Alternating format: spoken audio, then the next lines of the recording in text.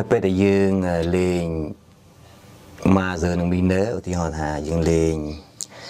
re major និង re minor ក្នុងមេរៀននេះគឺខ្ញុំចង់ឲ្យហាត់ស្ដាប់ថាសំឡេងរវាងអាក័រជា major re major ហើយនិងអាក័រជា minor ជា re minor នេះមាន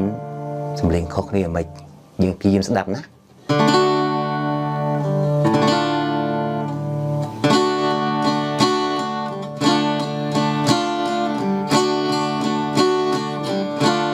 អូខេ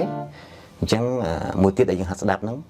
អាក័រណាដែលមានអាក័រតែមួយតែមាន major ផង minor ផងហ្នឹងយើងហាត់ស្ដាប់អញ្ចឹងទៅថា mi major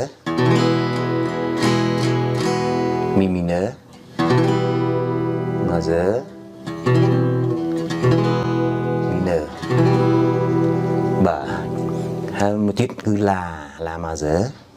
ខ្ញុំចាំរៀនចេះក៏បានដែរណាអត់សំខាន់ទេណាខ្ញុំយកចិត្តចាត់ចេះរៀនមានធំចាំយកកូនដៃ la minor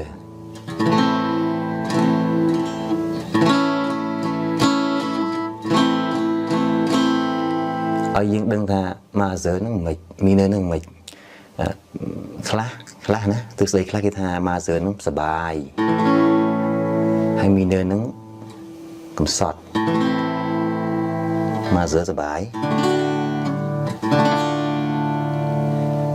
បើសិនជាអត់មានជាចម្រៀង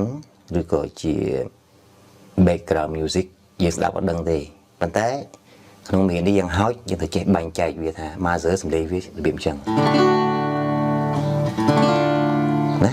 គឺយើងស្ដាប់អត់ដឹងថាកំសត់ឬសប្បាយយ៉ាងម៉េចទេណានេះយើងក្នុងមេរៀនក្រោយ